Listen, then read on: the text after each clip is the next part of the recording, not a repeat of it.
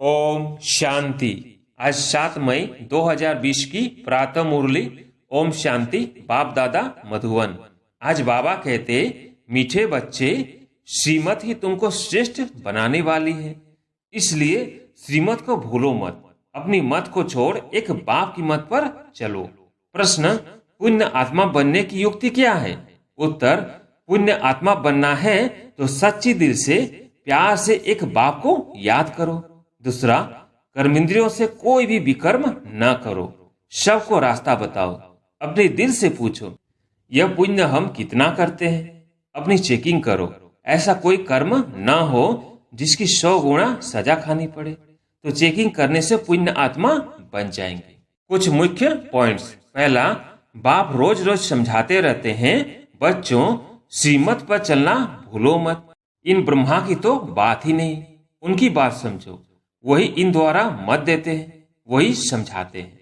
दूसरा, हर एक अपनी अपनी कुरान, बाइबिल आदि ही पढ़ते हैं, अपने धर्म को जानते हैं। एक भारतवासी ही अन्य सब धर्मों में चले जाते हैं और सब अपने अपने धर्म में पक्के हैं। बाप स्मृति दिलाते हैं, बच्चे तुम अपने देवी देवता धर्म को भूल गए हो, तुम स्वर्ग के देवता थे। तीसरा, अभी नरकवासी श्याम है, क्योंकि काम चिता पर चढ़ काले बने हैं। बाप कहते हैं, काम महाशत्रु है, इन पर जो जीत पाएंगे वही जगत जीत बनेंगे। नंबर 1 है काम, उनको ही पतित कहा जाता है, क्रोधी को पतित नहीं कहेंगे। चौथा, शतो प्रधान को पुण्य आत्मा, तमो प्रधान को पाप आत्मा कहा जाता है। विकार में जाना पाप है। बाप कहते हैं, अब पवित्र बनो, मेरे बने हो तो मेरी श्रीमत पर चलना है। मुख्य बात है, कोई पाप नहीं करो। नंबर 1 पाप है विकार में जाना।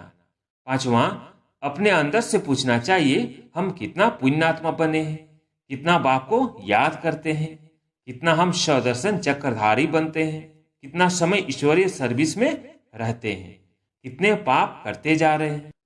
अपना पोता मेल रोज देखो, कितना पुण्य किया, कितना योग में रहा, कितने को रास्ता बताया। अब विस्तार से सुनते हैं। ओम शांति। रूहानी बाप बैठ बच्चों को समझाते हैं। यह तो बच्चों को मालूम है कि अभी हम शिव बाबा की मत पर चल रहे हैं। उनकी है ऊंच थे ऊंच मत। दुनिया यह नहीं जानती कि ऊंच थे ऊंच शिव बाबा कैसे बच्चों को श्रेष्ठ बनाने के लिए श्रेष्ठ मत देते हैं। इस रावण राज्य में कोई भी मनुष्य मात्र मनुष्य को श्रेष्ठ मत दे नहीं सकते। तुम अभी ईश्वरीय मत वाले बनते हो। इस समय तुम बच्चों को पतित से पावन बनने के लिए ईश्वरीय मत मिल रही है। अभी तुमको पता पड़ा है, हम तो विश्व के मालिक थे। यह यानी ब्रह्मा जो मालिक था, उनको भी पता नहीं था। विश्व के मालिक फिर एकदम पतित बन जाते हैं। यह खेल बहुत अच्छी रीति बुद्धि से समझने का है। राइट रॉन्ग क्या है, इसमें है बुद्धि की लड़ाई। सारी दुनिया है रॉन्ग, एक बाप ही है राइट, सच बोलने वाला। वो तुमको सचखंड का मालिक बनाते हैं, तो उनकी मत लेनी चाहिए। अपनी मत पर चलने से धोखा खाएंगे, परंतु वो है गुप्त, है भी निराकार। बहुत बच्चे गफलत करते हैं, समझते हैं ये तो दादा की मत है। माया श्रेष्ठ मत लेने नहीं देती है। श्रीमत पर चलना चाहिए ना। बाबा आप जो कहेंगे वो हम मानेंगे जरूर, परंतु कई मानते नहीं हैं। नंबरवार पुरुषार्थ अनुसार मत पर चलते हैं, बाकी तो अपनी मत चला लेते हैं। बाबा आए हैं श्रेष्ठ मत देने। ऐसे बाप को घड़ी घड़ी भूल जाते हैं। माया मत लेने नहीं देती। श्रीमत तो बहुत सहज है ना। दुनिया में कोई को ये समझ नहीं कि हम तमो प्रधान हैं। मेरी मत तो मशहूर है, श्रीमद भगवत गीता। भगवान अभी कहते हैं, मैं 5000 वर्ष बाद आता हूँ, आकर भारत को श्रीमत दे श्रेष्ठ से श्रेष्ठ बनाता हूँ। बाप तो सावधान करते हैं, बच्चे श्रीमत पर नहीं चलते। बाप रोज रोज समझाते रहते हैं, बच्चों श्रीमत पर चलना भूलो मत। इन ब्रह्मा की तो बात ही नहीं, उनकी बात समझो। वही इन द्वारा मत देते हैं, वही समझाते हैं। खान पान खाते नहीं, कहते हैं मैं अभोक्ता हूँ, तुम बच्चों को श्रीमत देता हूँ। नंबर 1 मत देते हैं, मुझे याद करो, कोई भी विकर्म नहीं करो, अपने दिल से पूछो कितना पाप किया है। यह तो जानते हो सबका पापों का घड़ा भरा हुआ है। इस समय सभी रॉन्ग रास्ते पर है। तुम्हें भी बाप द्वारा राइट रास्ता मिला है। तुम्हारी बुद्धि में सारा ज्ञान है। गीता में जो ज्ञान होना चाहिए वो है नहीं। वो कोई बाप की बनाई हुई नहीं है। यह भी भक्ति मार्ग में नोंद है। कहते भी है भगवान आकर भक्ति का फल देंगे। बच्चों को समझाया है ज्ञान से सदगति। सदगति भी सबकी होती है, दुर्गति भी सबकी होती है। यह तो दुनिया ही तमो प्रधान है, सतो प्रधान कोई है नहीं।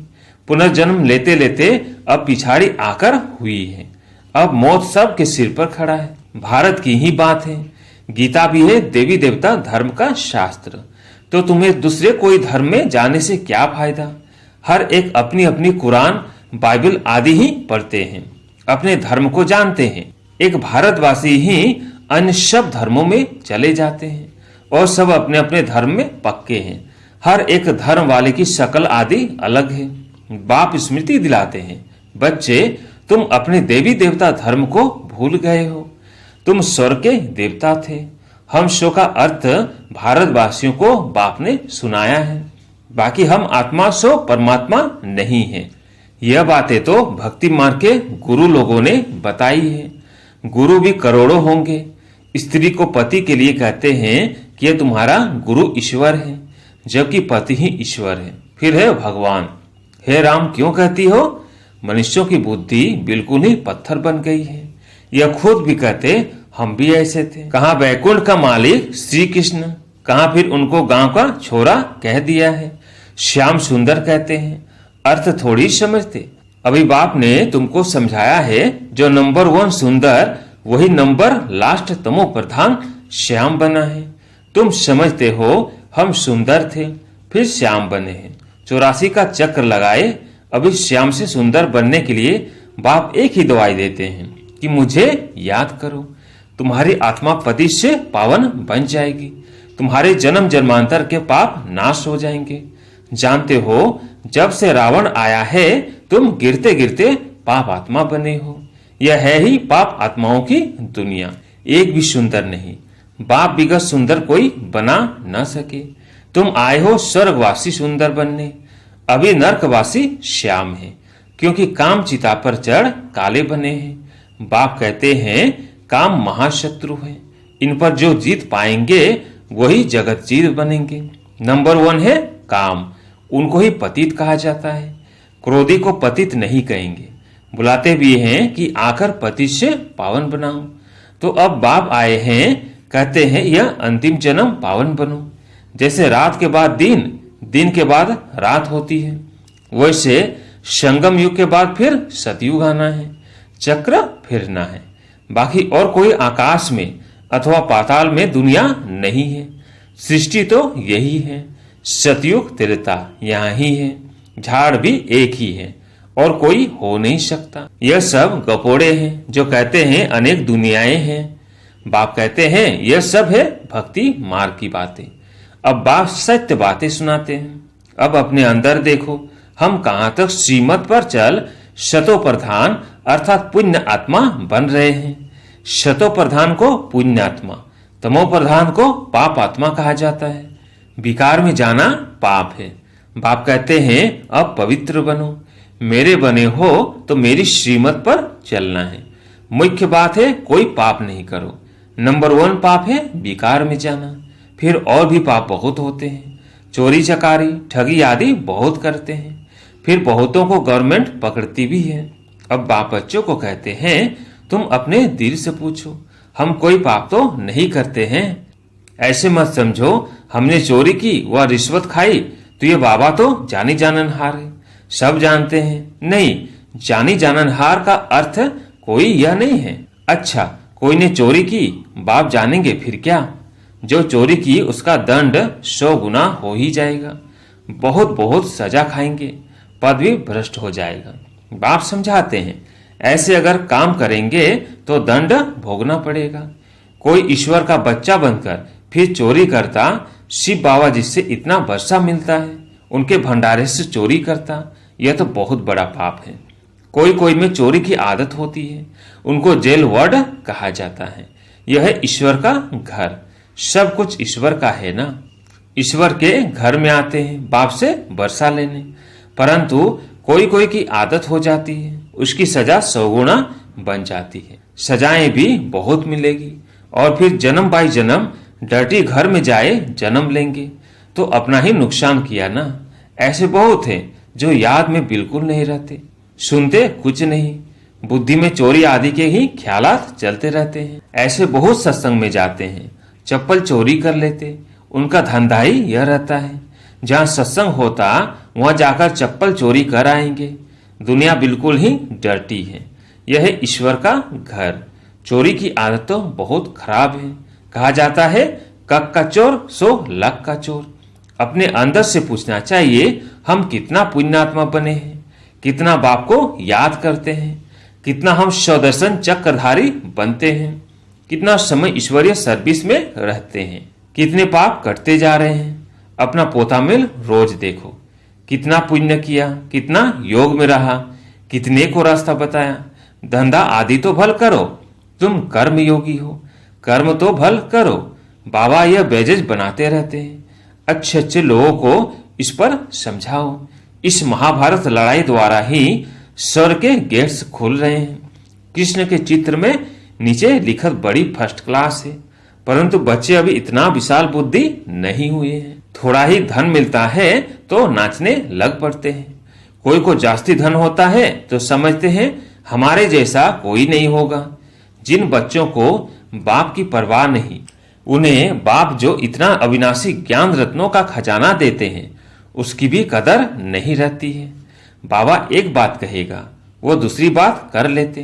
परवाह न होने के कारण बहुत पाप करते रहते हैं। श्रीमत पर चलते नहीं, फिर गिर पड़ते हैं। बाप कहेंगे यह भी ड्रामा, उनकी तकदीर में नहीं है। बाबा तो जानते हैं ना, बहुत पाप करते हैं। अगर निश्चय हो कि बाप हमको पढ़ाते हैं तो खुशी रहनी चाहिए। तुम जानते हो हम भविष्य नई दुनिया में प्रिंस प्रिंसेस बनेंगे, तो कितनी खुशी रहनी चाहिए। परंतु बच्चे तो अभी तक भी मुरझाते रहते हैं। यह अवस्था ठहरती नहीं है। बाबा ने समझाया है, विनाश के लिए रिहर्सल भी होगी, कैलेमिटीज भी होगी, भारत को कमजोर करते जाएंगे। बाप खुद कहते हैं यह सब होना ही है, नहीं तो विनाश कैसे होगा। बर्फ की बरसात पड़ेगी, फिर खेती आदि का क्या हाल होगा। लाखों मरते रहते हैं, कोई बतलाते थोड़ी है। तो बाप मुख्य बात समझाते हैं कि ऐसे अपने अंदर जांच करो, मैं कितना बाप को याद करता हूँ। बाबा आप तो बड़े मीठे हो, कमाल है आपकी। आपका फरमान है मुझे याद करो तो 21 जन्म के लिए कभी रोगी नहीं बनेंगे। अपने को आत्मा समझ बाप को याद करो, तो मैं गारंटी करता हूं सम्मुख बाप तुमको कहते हैं, तुम फिर औरों को सुनाते हो। बाप कहते हैं मुझे बाप को याद करो, बहुत प्यार करो। तुमको कितना सहज रास्ता बताता हूं पति से पावन होने का। कोई कहते हैं हम तो बहुत पाप आत्मा हैं। अच्छा, फिर ऐसे पाप नहीं करो, मुझे याद करते रहो तो जन्म जन्मांतर के जो पाप है वो इस याद से भस्म होते जाएंगे। याद की ही मुख्य बात है। इसको कहा जाता है सहज याद। योग अक्षर भी निकाल दो। सन्यासियों के हठ योग तो किस्म किस्म के हैं, अनेक प्रकार से सिखलाते हैं। इस बाबा ने गुरु तो बहुत किए हैं ना। अभी बेहद का बाप कहते हैं इन सबको छोड़ो, इन सब का भी मुझे उद्धार करना है, और कोई की ताकत नहीं जो ऐसे कह सके। बाप ने कहा है मैं इन साधुओं का भी उद्धार करता हूं, फिर यह गुरु कैसे बन सकते। तो मूल एक बात बाप समझाते हैं, अपने दिल से पूछो, हम कोई पाप तो नहीं करते हैं, किसको दुख तो नहीं देते हैं, इसमें कोई तकलीफ नहीं है। अंदर जांच करनी चाहिए, सारे दिन में कितना पाप किया, कितना याद किया। याद से ही पाप भस्म होंगे। कोशिश करनी चाहिए, यह बहुत मेहनत का काम है। ज्ञान देने वाला एक ही बाप है। बाप ही मुक्ति जीवन मुक्ति का रास्ता बतलाते हैं। अच्छा, मीठे मीठे सिकिलदे बच्चों प्रति माता पिता बाप दादा का याद प्यार और गुड मॉर्निंग। रूहानी बाप की रूहानी बच्चों को नमस्ते। हम रूहानी बच्चों की रूहानी बाप दादा को याद प्यार गुड मॉर्निंग नमस्ते नमस्ते। धारणा के लिए मुख्य सार। पहला, बाप जो अविनाशी ज्ञान रत्नों का खजाना देते हैं उसका कदर करना है। बेपरवाह बन पाप कर्म नहीं करने हैं। अगर निश्चय है भगवान हमको पढ़ाते हैं तो अपार खुशी में रहना है। दूसरा, ईश्वर के घर में कभी चोरी आदि करने का ख्याल न आए। यह आदत बहुत गंदी है। कहा जाता कक का चोर सो लक का चोर। अपने अंदर से पूछना है हम कितना पुण्य आत्मा बने हैं। आज प्यारे मीठे बाबा का वरदान है, पुरुषार्थ और सेवा में विधि पूर्वक वृद्धि को प्राप्त करने वाले तीव्र पुरुषार्थी भव। ब्राह्मण अर्थात विधि पूर्वक जीवन। कोई भी कार्य सफल तब होता है जब विधि से किया जाता है। अगर किसी भी बात में स्वयं के पुरुषार्थ या सेवा में वृद्धि नहीं होती है तो जरूर कोई विधि की कमी है।